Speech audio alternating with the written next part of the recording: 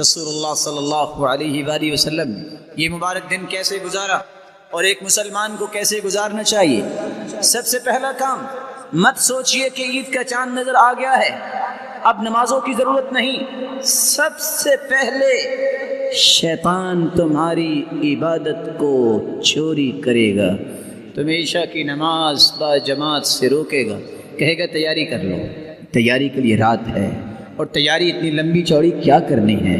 ایک مسلمان نے عید پڑھنی ہے، اس کی آداب میں ابھی بتائے دیتا ہوں۔ عشاء کی نماز اور خصوصاً فجر کی نماز، رات کپڑوں کی تیاری اور طرح طرح کی تیاریوں میں، صفائیوں میں صبح کی نماز پہ کوئی اٹھتا نہیں ہے، یہ بھی شیطان کا حملہ ہوتا ہے۔ حدیث سنیے، ایک مسلمان کو پہلا کام کیا کرنا ہے؟ چاند نظر آئے، اللہم اہلہ علینا بالامن والایمان والسلامت والاسلام ربی وربک اللہ۔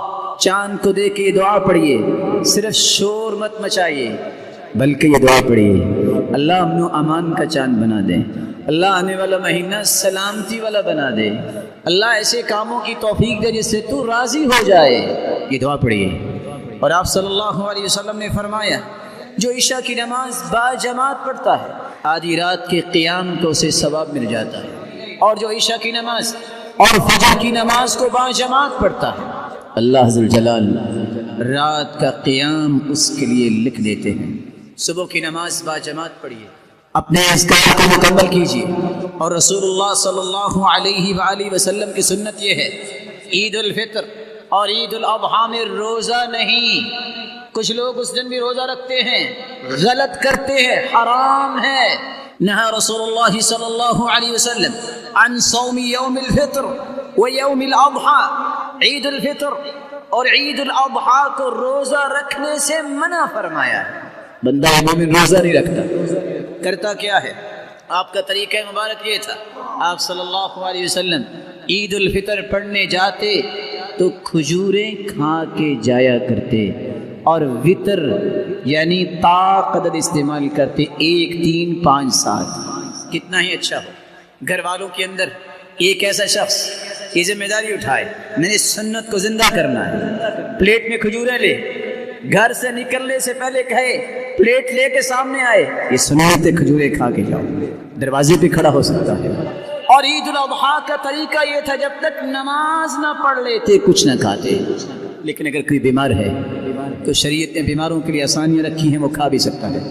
رسول اللہ صلی اللہ علیہ وآلہ وسلم نے پہلا کام یہ بتایا اور کر کے دکھایا کہ با جماعت نماز پڑھے، روزہ نہ رکھے، بلکہ سب سے پہلے غسل کیجئے، مسواک کیجئے، خوشبو لگائیے۔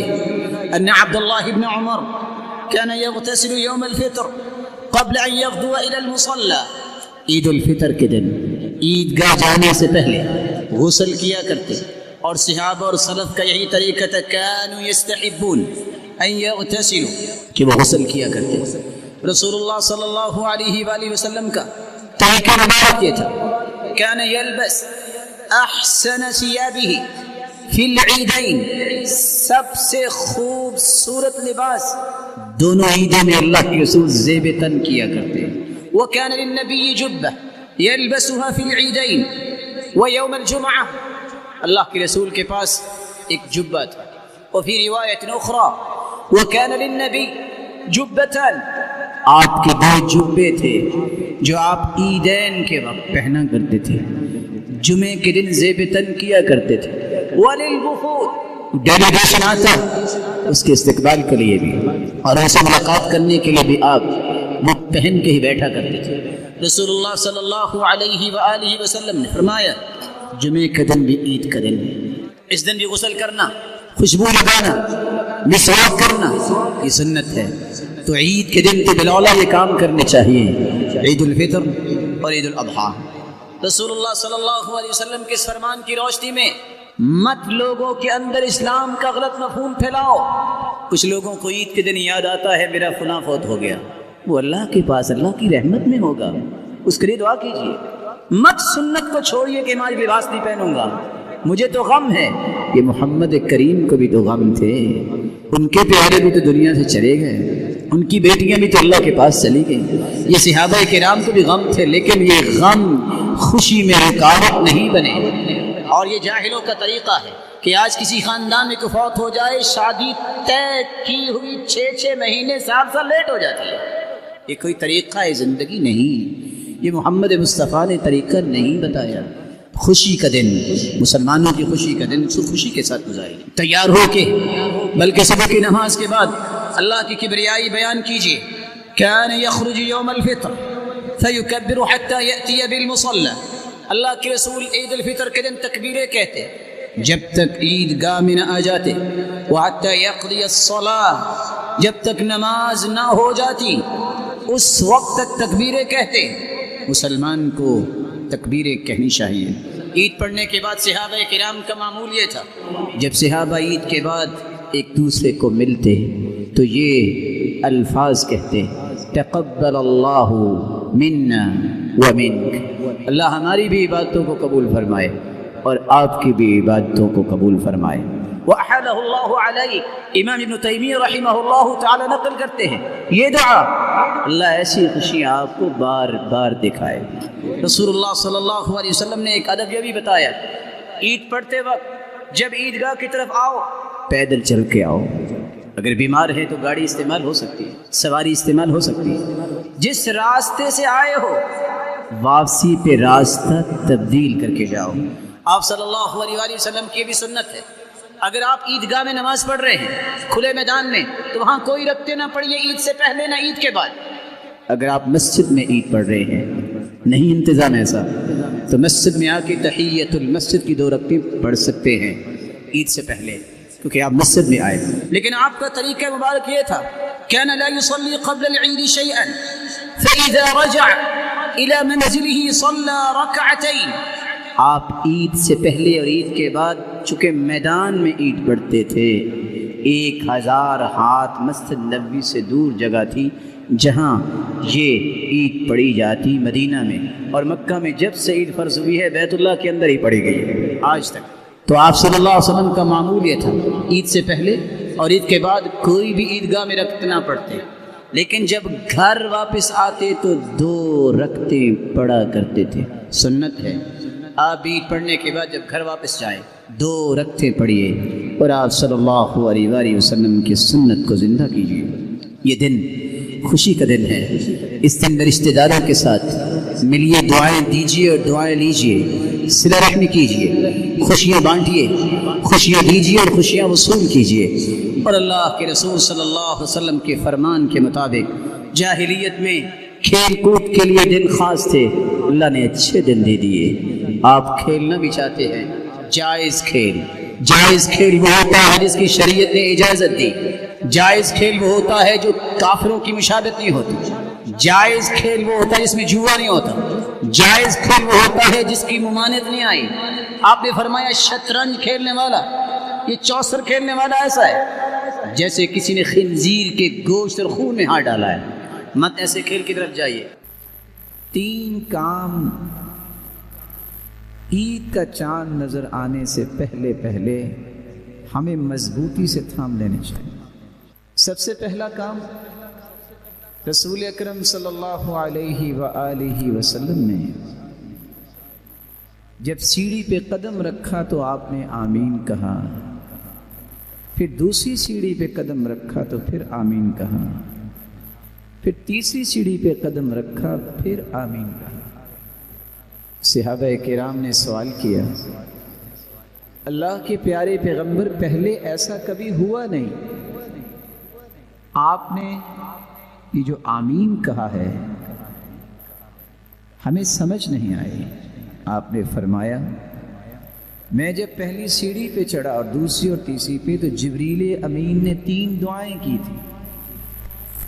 ایک دعا یہ تھی، اے اللہ جس کی زندگی میں رمضان المبارک کا مہینہ آ جائے اور پھر وہ اپنے گناہوں کی معافی نہیں لے سکا، اپنے گناہوں کو معاف نہیں کروا سکا، وہ گہرا جہنم میں جا گیا، تو میں نے آمین کہہ دی۔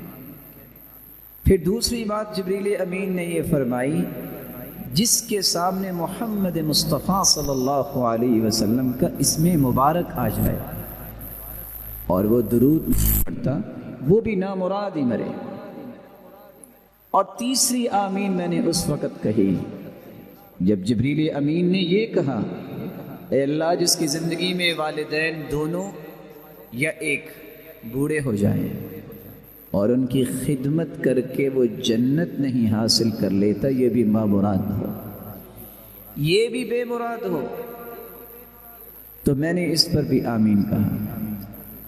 تو آئیے ابھی بھی یہ مبارک گھڑیاں اور ساعتیں موجود ہیں، اور آج 29ویں رات ہے۔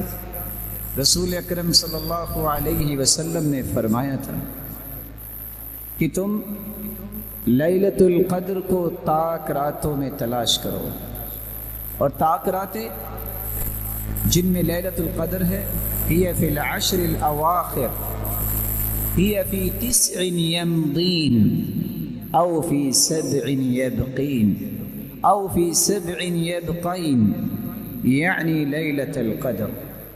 لیلۃ القدر آخری عشرے میں ہوتی ہے، جب 9 راتیں گزر جائیں، یعنی 29ویں میں اس کو تلاش کرو، یہ 7 راتیں باقی رہ جائیں، یعنی 23ویں میں اس کو تلاش کرو۔ کیا کرنا ہے؟ سیدنا ابو بکر صدیق رضی اللہ تعالی عنہ کو اللہ کے رسول نے طریقہ سکھایا، اور طریقہ کیا ہے؟ اچھا وضو کرو، لگا کے وضو کرو۔ من توضأ فأحسن وضوءه، جو وضو کرتا ہے اور خوبصورت وضو کرتا ہے۔ خوبصورت وضو سے مراد کیا ہے؟ میں ہاتھ دھو رہا ہوں، مجھے یہ یقین ہونا چاہیے کہ میرے ہاتھوں کے گناہوں کو اللہ نے دھو دیا ہے، دل لگا کے میں ہاتھ دھوتا ہوں، جلدی سے نہیں۔ میں جب اپنی انگلیوں کا خلال کرتا ہوں تو حدیث کی روشنی میں ان جگہوں میں چھپے ہوئے ناخنوں کے نیچے بھی جو گناہ ہیں اللہ اسے بھی معاف کر دیتے ہیں۔ چہرے کو دھوتا ہوں تو اس تسلی سے دھوتا ہوں کہ آنکھوں کی پلکوں کے نیچے حتی تحت اشفار عینی، اللہ ان گناہوں کو بھی معاف کر دیتے ہیں، دھو دیتے ہیں۔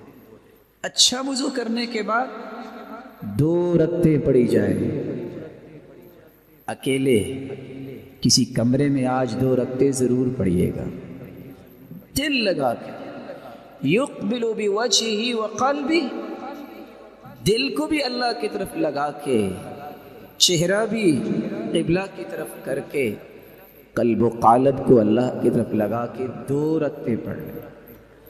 2 رکعتیں پڑھنے کے بعد لا یحدث فیہما نفسہ، ان 2 رکعتوں کو پڑھتے وقت دنیا کا کوئی خیال نہیں آنا چاہیے، کوئی اور دل میں بات نہ لائیے، سوچ کے پڑھنا میں اپنے رب سے کیا کہہ رہا ہوں، سوچ کے پڑھنا کہ سبحان ربی الاعلی اور سبحان ربی العظیم، میں کتنے عظیم اور بلند و بالا رب سے ہم کلام ہو رہا ہوں۔ 2 رکعتیں جو ایسا پڑھ لیتا ہے، اللہ کے رسول صلی اللہ علیہ وآلہ وسلم نے 2 خوشخبریاں دی ہیں۔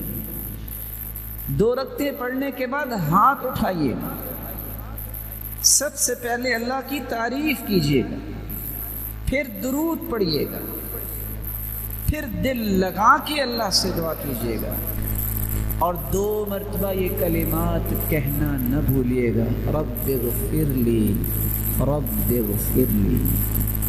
جو اتنے الفاظ کہہ دیتا اللہ کھربوں فرشتوں کو گواہ بناتے ہیں، علم عبدی ان له ربا یغفر الذنوب، میرے فرشتوں گواہ رہنا، آج میرے بندے کو پتہ چل گیا ہے اس کا کوئی رب ہے جو معاف کرنے والا ہے۔ عبدی اعمل ما شئت فقد غفر لك، میرے بندے تو آ گیا، تو نے آج تک جتنے بھی گناہ کیے میں نے تجھے معاف کر دیے، فرشتوں گواہ بن جانا۔ اور دوسری روایت کے الفاظ ہے، جو اس طرح کی 2 رکعتیں پڑھ لیتا ہے وجبت له الجنہ، اللہ اس کے لیے جنت کو واجب کر دیتے ہیں۔ خوبصورت وضو کے ساتھ 2 رکعتیں پڑھیے گا، عید کا چاند نظر آنے سے پہلے لائق ست تکریم بھائی اور بزرگوں یہ عمل ضرور کریں، تاکہ ان لوگوں کی صف میں اور آپ شامل ہو جائیں جن کو اللہ نے اس رمضان میں جہنم سے آزاد کر دیا۔ رسول اللہ صلی اللہ علیہ وآلہ وسلم پر قرآن نازل ہوتا ہے، اللہ صرف گناہوں کو معاف نہیں کرتے بلکہ انعام بھی دیتے ہیں۔ انعام کیا ہے؟ إِلَّا مَن تَابَ وَآمَنَ وَعَمِلَ عَمَلًا صَالِحًا فَأُولَئِكَ يُبَدِّلُ اللَّهُ سَيِّئَاتِهِمْ حَسَنَاتٍ وَكَانَ اللَّهُ غَفُورًا رَحِيمًا۔ جو توبہ کر لے، پھر آئندہ کے لیے نیک کام کی پلاننگ کر لے، پیش قدمی کرے، میں نے آئندہ سے نیکیاں کرنی ہیں، دوبارہ گناہ نہیں کرنا، وہ جس کی توبہ کر لی ہے میں نے، اللہ تعالیٰ اس قدر خوش ہوتے ہیں۔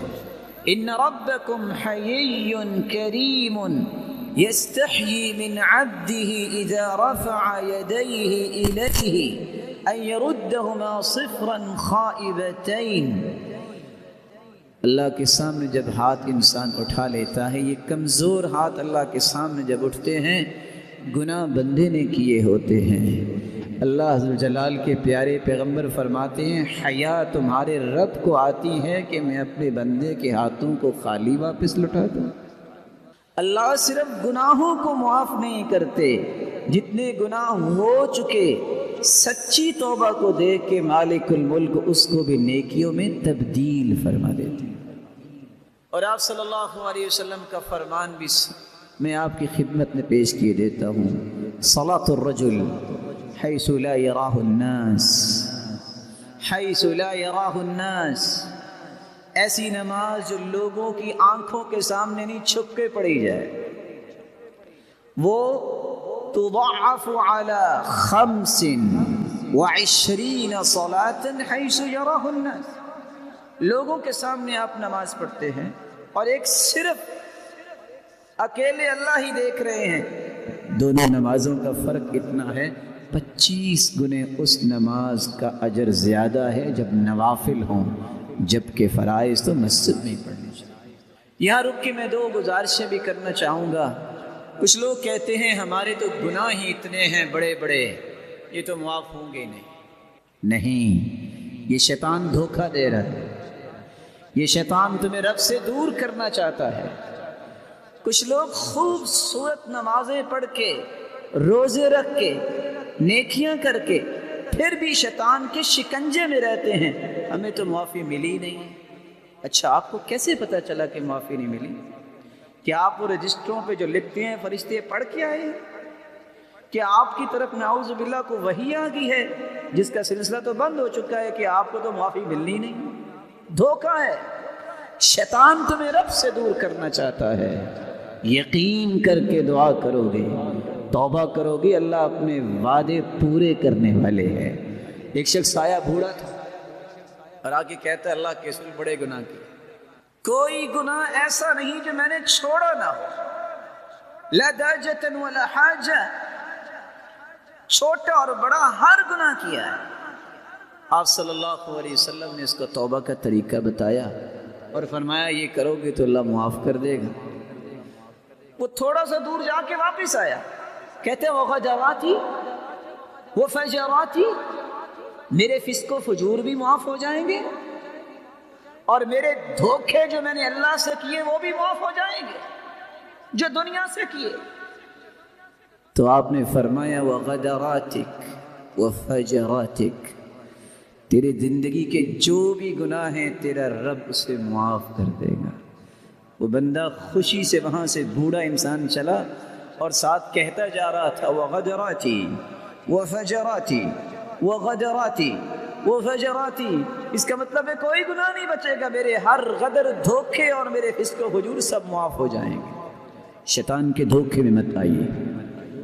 شیطان چاہے گا کہ تمہیں بے یقین کرے کہ تمہیں تو معاف اللہ نے کرنا ہی نہیں، اللہ ذوالجلال تو شیطان کی بھی سنتا ہے۔ شیطان نے کہا تھا ربی انظرنی الی یوم یبعثون، اے میرے رب مجھے قیامت تک مہلت دے دے۔ اللہ نے تو شیطان کو بھی مہلت دے دی۔ تم اللہ کے سامنے جھکنے والے ہو، تمہیں میرا مالک کیسے محروم کرے گا؟ اور دوسرا دھوکہ جو آج امت کو دیا جاتا ہے، اللہ ان کو ہدایت دے جو لوگوں کو دھوکہ دیتے، اور دھوکہ بھی دین کے نام پہ۔ حدیث کے الفاظ ہیں من کمہ اعمى عن الطریق، جو کسی نبینے کو غلط راستہ بتاتا ہے اس پہ اللہ کی لعنت ہے۔ اس نے راستہ دنیا کا برا بتایا، تو جو جنت کا راستہ برا بتائے اس پہ کیا ہوگا؟ کچھ لوگ کہتے ہیں کہ رمضان کا جو آخری جمعہ ہوتا ہے اس میں قضائے عمری کر لیا کریں، جو نمازیں رہ گئیں، جو تم سے رہ گئیں زیادہ سے زیادہ 100 نفل پڑھ لیں۔ یہ قضائے عمری، ہر نماز کے ساتھ 2 نمازیں اور پڑھ لیں جو پچھلی نمازیں رہ گئی ہیں۔ الا فلیتقوا اللہ، الا فلیتقوا اللہ ولیستحیوا علی انفسہم، اللہ سے ڈر جائیں اور حیا کریں۔ امت کو ایسی بات کا حکم دیتے ہیں جس کا حدیث میں تذکرہ نہیں ہے، جس کا قرآن میں تذکرہ نہیں ہے۔ توبہ کا پھر کیا معنی ہوا؟ اگر قضائے عمری ہی کرنی ہے کہ جو نمازیں رہ گئی ہیں، 6 سال نمازیں نہیں پڑھی، اب ہر نماز کے ساتھ 2 4 نمازیں پچھلی پڑھیں گے، یہ نہ قرآن میں آیا ہے نہ حدیث میں آیا ہے۔ یہ لوگوں پہ تشدد اور لوگوں کو غلط راستہ دینا ہے۔ اللہ کے رسول صلی اللہ علیہ وسلم نے تو فرمایا تھا توبہ تو پچھلے سارے گناہوں کو ختم کر دیتی ہے۔ اور آپ نے قرآن مجید کی آیت سنی، اکیلے گناہ معاف نہیں ہوتے، اللہ اس کو نیکیوں میں تبدیل فرما دیتے ہیں۔ یقین کر لیجئے اللہ کا قرآن سچا ہے، اللہ کے رسول کی زبان سے نکلی ہوئی بات سچی ہے، باقی سب جھوٹ ہے۔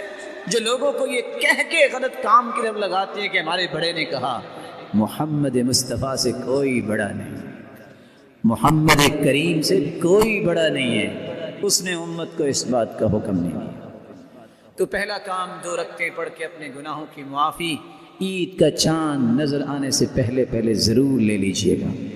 دوسرا کام، رسول اکرم صلی اللہ علیہ وآلہ وسلم نے فرمایا انما الاعمال بالخواتیم، اعمال کی قبولیت کا دار و مدار نیتوں پر ہوتا ہے، نیت خالص ہو تو عمل قبول۔ اسی طرح انما الاعمال بالخواتیم، اعمال کی قبولیت کا دار و مدار خاتمے پر بھی ہوتا ہے۔ یہ باقی جتنے گھنٹے رہ گئے ہیں دوڑا دو اپنی سواریوں کو، کثرت سے قرآن پڑھو، کثرت سے دعا کرو، کثرت سے اذکار کرو، جب بھی موقع ملے اٹھ کے رکعتیں پڑھنا شروع کر دو۔ یہ موقع ہے، شاید کہ موقع یہ زندگی میں دوبارہ نہ مل سکے۔ کتنے ایسے تھے جو تمنا کرتے تھے رمضان کی، آج وہ مٹی کے نیچے چلے گئے، اور کتنے ہی ایسے ہوں گے جو یہ بات سن رہے ہیں، شاید ان کی زندگی میں آئندہ رمضان آئے کہ نہ آئے۔ غنیمت جانیے ان گھنٹوں کو۔ قرآن مجید آج کا دن اور کل کا دن، اللہ ہمیں 30واں روزہ بھی دے دے، ان 3 دنوں میں کم از کم 1 مرتبہ تو قرآن مکمل کریں، اور کوئی مشکل نہیں۔